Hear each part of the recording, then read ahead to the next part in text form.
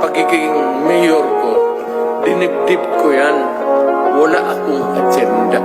Wala akong dinagdag na baski isang poste sa bahay ko.